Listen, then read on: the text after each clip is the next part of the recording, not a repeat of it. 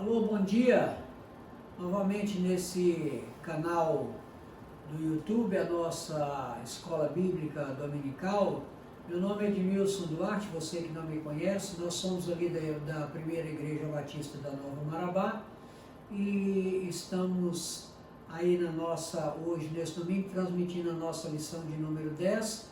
Espero que a palavra de Deus fale ao seu coração, através desse estudo, que ele sirva para te edificar, para nos edificar e que nós possamos crescer na graça e do conhecimento do Senhor Jesus. Eu quero te cumprimentar na graça e na paz do nosso Mestre, paz do Senhor, que o Senhor nos abençoe nessa manhã, nessa nova Escola Bíblica Dominical. Nós vamos estudar a nossa lição de número 10, a nossa lição de número 10, o divórcio à luz da Bíblia. E eu gostaria de convidar que você abrisse a sua Bíblia aí no primeiro livro do Evangelho, Mateus, no capítulo 19. O nosso texto básico vai estar no capítulo 19 de Mateus, e nós vamos fazer uma leitura de parte disso juntos, e depois você pode ler todo o capítulo 19 aí na sua casa. Bom, nosso texto é Mateus capítulo 19, nós vamos ver o verso 6, 7 e 8. Olha o que diz a palavra de Deus. Assim, não são mais dois, mas uma só carne. Portanto, o que Deus ajuntou, não separe o homem. Disseram-lhe eles: então por que mandou Moisés dar-lhe carta de divórcio e repudiá-la? Verso 8. Disse-lhes ele, no caso Jesus: Moisés, por causa da dureza dos vossos corações, vos permitiu repudiar vossa mulher, mas ao princípio não foi assim. Isso eram os fariseus questionando Jesus acerca do divórcio. Esse é o contexto do capítulo 19 de Mateus que a gente leu, Você pode continuar a leitura em casa e você vai perceber isso. Bom, vamos dar andamento à nossa lição, Fazer uma ligeira introdução. Isso é estatística mesmo, Segundo o IBGE, a taxa de divórcios no Brasil subiu quase 300% entre 1984 e 2011. Em números absolutos, os divórcios concedidos passaram de 30 mil em 84 para mais de 350 mil em 2011. E ainda a quantidade de divórcios no Brasil em 2011 aumentou quase 46% em comparação a 2010. Isso, um dos fatores que explica esse aumento é a mudança na Constituição ocorrida em 2010, ok? Então, são números, estatística para nós mais ou menos nos situarmos no impacto que ocorre aí na quantidade de divórcios no nosso país, E aí eu vou apresentar para vocês aqui o efeito dominó, O efeito dominó, às vezes isso acontece nas nossas vidas, acontece no casamento, o efeito dominó, que às vezes uma pedra que se empurra pode contaminar toda a sua casa, pode contaminar toda uma existência. Mas nós queremos chamar a atenção para essa figura aqui, que é a possibilidade de você interromper, e é disso que nós queremos falar, é na possibilidade de interromper o efeito dominó nos casamentos à luz da Bíblia, e é isso que eu quero combinar com você, isso que nós queremos te apresentar nessa manhã, e espero que a palavra de Deus ela vá de encontro às nossas necessidades, que a palavra de Deus ela não volta vazia e ela é eficaz naquilo que ela se propõe. E aí acerca das estatísticas, né? Acerca das expectativas, melhor dizendo, né? Via de regra, os divórcios eles acontecem pelo desalinhamento das expectativas. E a gente vai repetir isso em algumas vezes aqui, porque é o desalinhamento das expectativas que nos causam frustração. Você tinha uma expectativa, ela não se confirmou, a esposa também, ou a namorada, ou a noiva, ela tinha uma expectativa, então, e também não se confirmou, então o desalinhamento das expectativas é a causa de todos os problemas nos relacionamentos, sejam eles conjugais, profissionais, é o desalinhamento das expectativas. Então nós queremos tratar exatamente como alinhar as expectativas, né? Então olha só, o que a gente vê aí? O divórcio, ele não começa na assinatura dos papéis da separação, não é aqui que ele começou. Ele já começou antes, na primeira pedra do efeito dominó, que vai se desgastando ao passar dos tempos, né?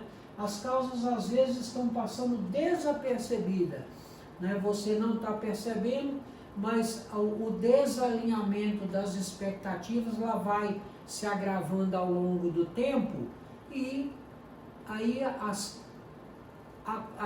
consequências elas vão se seguindo, né?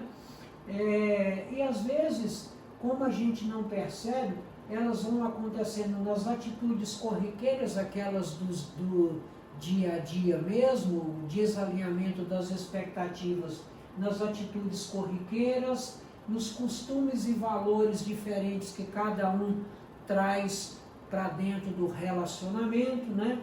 Diferença de opinião, né? Os assuntos, o grande problema, isso aí são os assuntos não resolvidos. Assuntos não resolvidos nada mais são do que os desalinhamentos das expectativas. A gente vai repetir isso e é bom que você imagine que o desalinhamento das expectativas, eles são muito ruins para o relacionamento. Você tinha uma expectativa, não se confirmou e você vai ficando frustrado por conta dessa não confirmação e isso vai virando uma bola de neve. Então, por menor que sejam os problemas, o ideal é que eles sejam tratados, ok? Resolvidos. Via de regra, os assuntos não resolvidos levam a consequências mais sérias. Segundo o dito popular, água mole em pedra dura, tanto bate até que fura. Às vezes você tem um relacionamento até bom, mas as dificuldades vão acontecendo. E se você não trata, né, pode vir a causar um efeito dominó aí. Quais que são as causas do divórcio? Nós vamos te apresentar as causas do divórcio de forma mais, numa dinâmica melhor, numa didática melhor. As causas principais do divórcio, né, passa pelo adultério, pela dureza do coração das pessoas, às vezes são causas comuns, às vezes dinheiro, ou a soma de todas elas culminando com o divórcio. Então nós vamos ver também, né, as causas do divórcio. Vamos explodir essas caixas e tentar esclarecer melhor, à luz da palavra, o que a palavra de Deus nos diz acerca dessas coisas.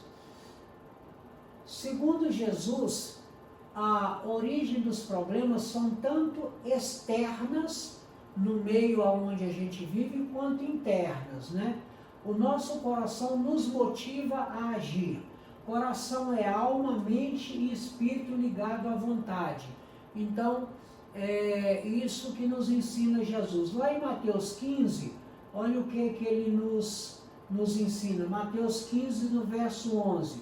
O que contamina o homem não é o que entra na boca do homem, mas é o que sai da boca. Isso é o que contamina o homem. No verso 18, mas o que sai da boca do homem procede do coração, e isso contamina o homem. Verso 19, porque do coração procedem os maus pensamentos, mortes, adultérios, prostituição, furto, falso testemunho e blasfêmias. E aí o texto segue e você pode acompanhar melhor lá no capítulo 15 de Mateus. Então, segundo Jesus, a origem do problema são tanto externas quanto internas.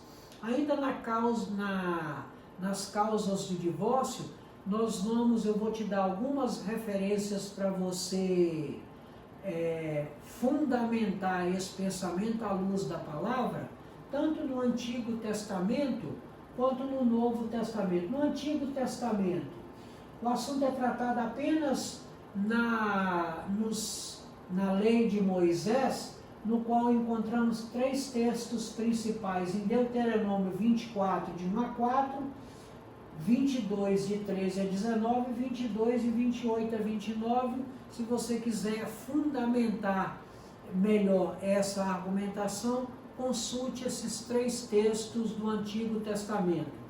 No Novo Testamento, no Novo Testamento, a orientação de Jesus, ela parte no Sermão do Monte, lá no capítulo 5 de Mateus 31 e 32, e o 19 de Mateus 3 a 9.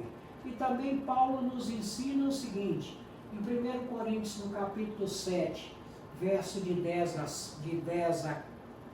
a 15, o apóstolo Paulo, ele tira algumas dúvidas da igreja de Corinto. Então, você lendo o capítulo 7 de 1 Coríntios, você vai entender melhor, mas aqui eu trouxe apenas 3 questionamentos básicos que a igreja de Corinto fez ao apóstolo Paulo. Sucintamente, foi o seguinte: pode um casal crente divorciar-se em nome da espiritualidade?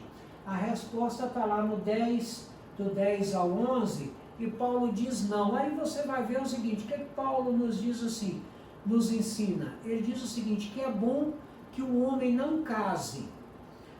Por que ele está dizendo isso? Qual é o contexto? Nenhum preconceito contra o casamento, mas Paulo estava dizendo que era bom que o homem não se casasse, para que ele tivesse mais liberdade para poder trabalhar no reino, que ele pudesse viajar e que de um lugar ele fosse para o outro, e assim sucessivamente, para que ele não tivesse nenhuma dificuldade de trabalhar no crescimento do reino. Mas o próprio Paulo, ele completa o seguinte, mas é melhor que você case do que você se embrase, ou seja, é melhor que você tenha uma família do que você está tendo relacionamentos que não agradam a Deus. Então, Paulo foi questionado o seguinte, que por conta de uma espiritualidade eu devo me divorciar. Paulo foi taxativo que não.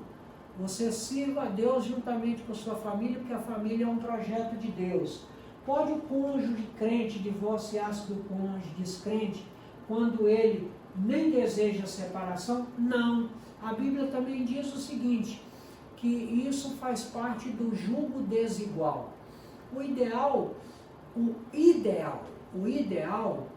é que você case com pessoas que tenham o mesmo credo, para que não haja divergência entre preferências religiosas. Se uma pessoa que é crente casa com um que não seja, e ele tem costumes diferentes, às vezes bebe, às vezes traz bebida para casa, gosta de festa, de qualquer maneira vai haver algum constrangimento. Mas se você escolheu ser assim, então você tem que arcar com o motivo daquelas escolhas, né? Então Paulo está dizendo aqui que não, né? Pode um cônjuge descrente divorciar-se do crente? Aí o que é que Paulo está respondendo? Lá no verso 15, que sim. Por quê? Porque talvez os seus valores, aqueles valores que você tem de obediência à palavra, não são valores que aquela pessoa tenha. Então, Paulo está tirando essas dúvidas aí você pode recorrer lá a 1 Coríntios capítulo 7, que você vai entender melhor isso aí. Naquelas causas do divórcio, a gente vai explodir aqueles motivos das causas do divórcio para a gente tentar entender melhor, né? Acerca do adultério, né? E aí eu não quero fazer nenhum juízo de valor, eu não vou, aqui são números, a gente está trazendo estatística, eu não vou fazer juízo de valor, nem que está certo, nem que está errado, nem que é bom ou ruim, vou mostrar apenas os números para a gente entender uma pesquisa científica, tá? Não vou fazer juízo de valor, nem estou dizendo que você deve fazer, nem estou dizendo que está certo e nem que está errado. Nós vamos olhar o divórcio do ponto de vista estatístico, tá? É um número científico. Vamos lá. Acerca do adultério, as estatísticas elas mostram que 60% dos homens já adulteraram e que os adultérios normalmente são cometidos por 60% de homens e por 40% de mulheres, tá? Qual que é a motivação de ambos? Problema no casamento e circunstâncias correlatas desses problemas nos casamentos, tá? Qual que é esses homens, esses 60% questionados, por que teriam cometido adultério? Responder que são razões ligadas à sexualidade. Aí a gente percebe nesses números aí que as motivações elas são diferentes. Olha só, os homens alegaram a motivação ao adultério, razões ligadas à sexualidade. Já as mulheres, elas disseram que são ligadas ao casamento, ou seja, ao descontentamento, ao desalinhamento de expectativa no casamento, ou vingança por o marido ter feito alguma coisa que a desagradou. Então são apenas números, não estou fazendo, volto a repetir, não estou fazendo juízo de valor, estou trazendo os números para a gente entender. Um outro motivo das causas do divórcio: dinheiro. Via de regra é comprar o que não precisa com dinheiro que você não tem. Essa é uma causa do divórcio também. Impressionar pessoas que às vezes nem gostamos. Você compra sem estar precisando, sem ter o dinheiro para impressionar uma pessoa que às vezes você nem gosta tanto dela. E outra motivação seria sentir realizada com a posse de bens, como se bens pudesse suprir a nossa necessidade. As causas comuns, né? O desalinhamento de expectativas, né? O desalinhamento de expectativas, você esperava uma coisa, não se confirmou, foi outra, né? O desalinhamento de expectativas é uma causa muito forte, muito pesada, né? Você vai com uma expectativa com a pessoa que não se confirma, né? A incompatibilidade de gênios, né?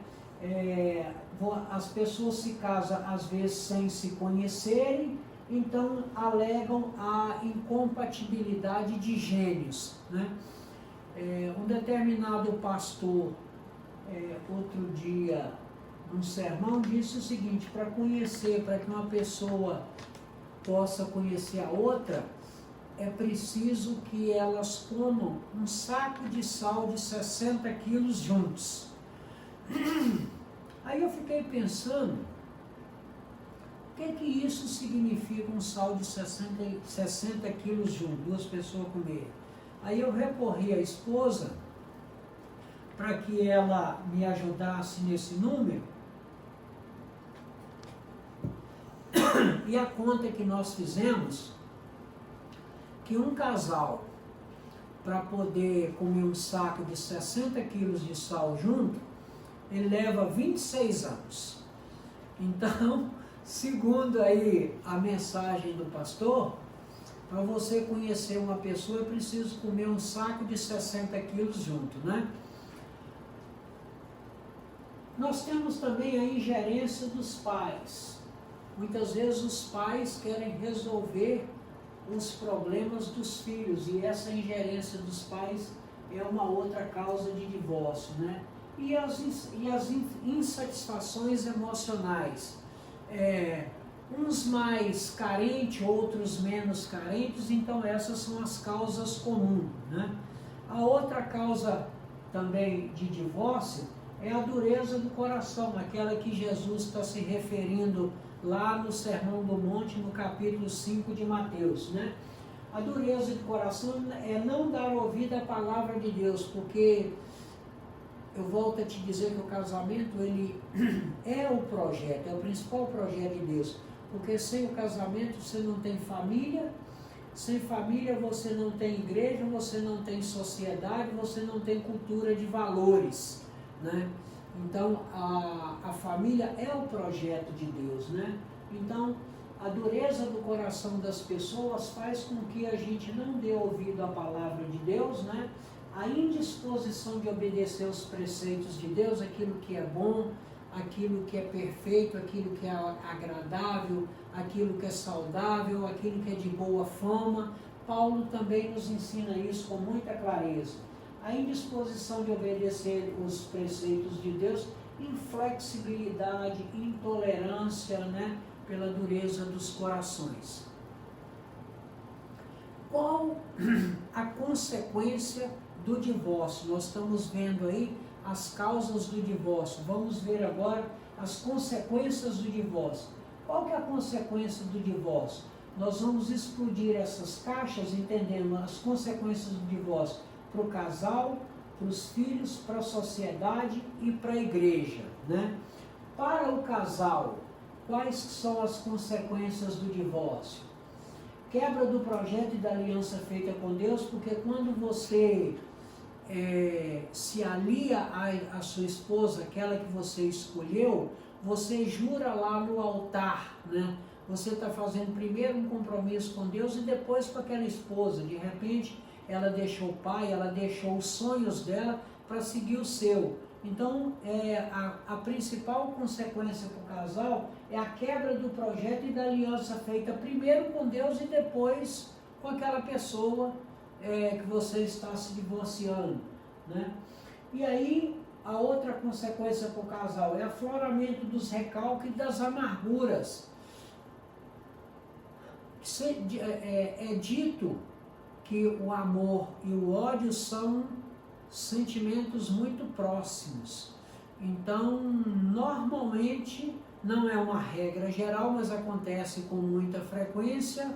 Quando acaba o casamento, acaba também a amizade, não é uma verdade absoluta, mas acontece na maioria das vezes, porque acontece o afloramento dos recalques, né, daqueles desalinhamentos de expectativa lá de trás e as amarguras deixadas por conta da dissolução do casamento. E, por consequência, crise financeira, porque o que era um patrimônio que o casal tinha se divide, então tem aí a questão de o que cada um consegue administrar aquilo ali, então pode vir a reboque as crises financeiras. Quais que são as consequências para os filhos? Decepção com os pais, né? Porque acontece aí também um desalinhamento de expectativas, que o desejo de todo filho é que ele tenha um lar harmônico, né? Que o lar seja sempre um porto seguro. Então, há esse desalinhamento de expectativa dos filhos, né? A decepção com os pais, e isso, em determinadas vezes, causa nos filhos uma rebeldia no comportamento, dificuldade no relacionamento, na escola, ou talvez até na formação de novos lares. Então, as consequências são grandes para o casal, para os filhos, né? E quais que são as consequências para a sociedade, né? Que a gente percebe que é todo o conjunto perde, né? A perda geral. Qual que é a consequência para a sociedade? O rompimento da unidade familiar, isso é importante. A consistência da unidade familiar, ela é importante para a sociedade. Por quê? Formação de valores, né? Nós somos carentes de uma sociedade que tenha valores que eles são principalmente norteados pelos valores de Deus. Então, a sociedade também sofre pelo rompimento da unidade familiar, pelo constrangimento das amizades em comum. De repente você não pode mais ter as mesmas amizades, e aí entra partidarismo e uma série de coisas. Aí a gente já viu as consequências para o casal, para os filhos, para a sociedade. Agora a gente vai ver as consequências do divórcio para a igreja, né? Normalmente é um mau testemunho para a igreja diante da comunidade, porque a igreja tem pregado à comunidade que a família é um projeto de Deus, da importância do projeto de Deus. E quando uma família de dentro da igreja, pela mais variada motivação, ele se dissolve, a igreja ressente também, né? A igreja fica entristecida, né? Isso causa uma crise na comunhão da igreja, constrangimento para os membros da igreja. Às vezes as pessoas, com certeza, parte delas ou toda a família muda de igreja por conta do constrangimento. Então é toda uma situação de dificuldade.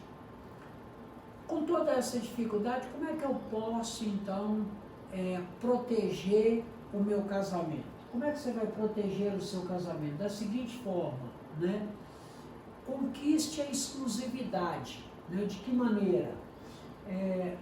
A palavra de Deus nos diz o seguinte, que nós somos carne, né? Que a carne é fraca. Então, vigie e ore para não cair em tentação. Está lá em Mateus 26:41. É muito melhor, eu posso te garantir, que é muito melhor você fugir da isca do que você se debater na rede. Com certeza você vai sofrer muito menos. O amor conjugal é relacionamento e não solidão. Isso Paulo está nos ensinando lá em 1 Coríntios 13. Então isso é a capacidade de você compartilhar sonhos, compartilhar expectativas, alinhar expectativas, né? Tratar as frustrações, né? O amor conjugal precisa haver relacionamento, né? E não solidão. Não é que você tem um problema, você vai tentar tratá-lo sozinho ou aquela dificuldade. Nós precisamos entender que as duas partes passaram a ser uma só, é uma só carne, né? E a própria palavra de Deus também nos diz o seguinte, que você precisa valorizar a sua vida sexual, qualidade, né? Você precisa ter qualidade de vida sexual. Na verdade, isso tratando com muita clareza, é você dizer para a sua esposa de preferências aí, sem nenhum constrangimento, né? O que é bom, o que não é. Precisa ter uma vida sexual agradável. E isso é um assunto que Deus tem se preocupado com isso, tanto é que está lá em Provérbios, né? Salomão nos Provérbios fala isso com muita clareza, e aí a referência é Provérbios 5, no verso 15, e Deus, quando ele pensou no casamento, ele pensou também no sexo. Ele não fez o casamento, chamou o diabo para fazer o sexo. Nada disso, o sexo é a vontade de Deus, né? Sexo saudável, dentro do casamento, fazia parte dos planos de Deus, né? E aí você também precisa o seguinte, além de conquistar a exclusividade, você precisa ter competência para tratar os intempéries, porque eles vão acontecer, eles acontecem aconteceram para mim, vão acontecer para você, vão acontecer para todos nós. Então, como é que trata os intempéries, né? Nós precisamos tentar combater o marasmo do cotidiano, porque com o passar dos tempos, e eu estou te falando isso com 35 anos de casado com a mesma esposa, né? Já não é mais a mesma coisa de quando nós casamos, o mesmo romantismo, mas vão surgindo outros valores que a gente investe, que a gente cuida, mesmo que permaneça o mesmo romantismo, abrir a porta do carro para a esposa entrar, cuidar dela. Eu te diria que com o passar do tempo, esses cuidados, eles em vez de ir esfriando, eles vão aumentando, porque a cumplicidade vai aumentando. E isso é bom, eu posso te dizer com 35 anos de casado, que eu estou extremamente feliz, graças a Deus, fiz a escolha certa. A família, eu posso testemunhar para você que a família é um projeto de Deus. Não espere uma família perfeita, porque não tem na Bíblia, ninguém prometeu nada que fosse perfeito, ao contrário, em toda a Bíblia, quando você estiver lendo, você vai ver que a promessa é que haveríamos de ter dificuldade. A família, ela é aquilo que ela é. Aquelas dificuldades que nós temos, que eu tenho, que você tem, que todo mundo tem na família, apresente-as a Deus. Mas a família é aquilo que é possível ter. Não existe perfeição, não teve perfeição na família de Jesus. Jesus teve dificuldades, né? O próprio Jesus, ele disse o seguinte, num determinado texto, que não há profeta sem honra, senão na sua própria pátria, né? É aquela velha história que o santo de casa não faz milagre. Então, invista na sua família, apare as arestas, cuide dela, né? A família é o que ela é. E a família, ela é um projeto de Deus. Aquelas dificuldades que a gente tem, que nós tenhamos coragem de apresentá-las a Deus e tratá-las, né? Os relacionamentos, eles são vulneráveis, né? A saída é o amor. Relacionamentos são sempre vulneráveis. Relacionamentos, bons relacionamentos são expectativas alinhadas. Dificuldade nos relacionamentos é o desalinho de expectativas. Então, relacionamentos são vulneráveis. Todos os relacionamentos são vulneráveis. A saída será sempre o amor, né?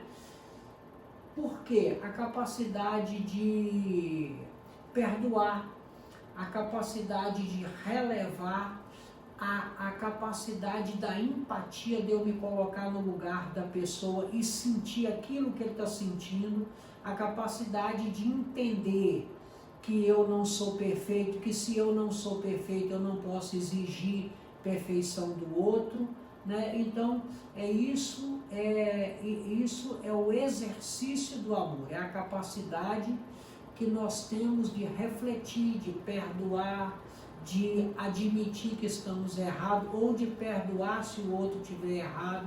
Então, quanto maior for a sua capacidade de amar, melhor serão os nossos relacionamentos, né? E o mais importante é que nós precisamos ter um compromisso de envelhecer juntos. Isso é amor. Compromisso de envelhecer junto.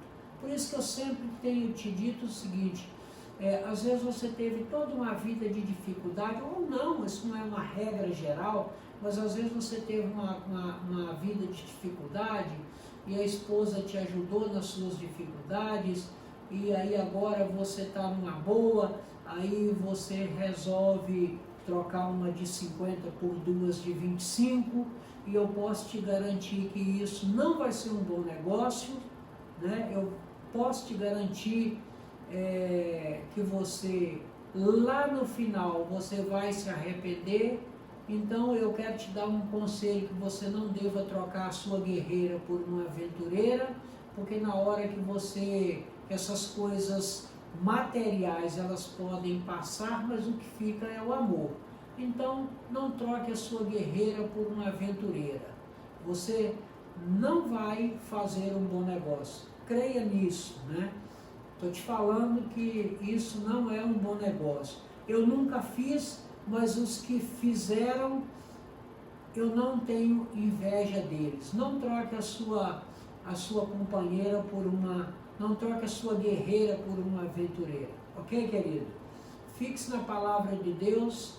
Veja, confirme que a palavra de Deus é boa, perfeita e agradável, que a família é um projeto de Deus. Invista na sua família, toda família tem dificuldade, apare as arestas, alinhe as expectativas, trate os problemas à luz da Bíblia. Se eles forem grandes demais, você mostra para Deus quais são os seus problemas, que Deus é maior do que todos os nossos problemas.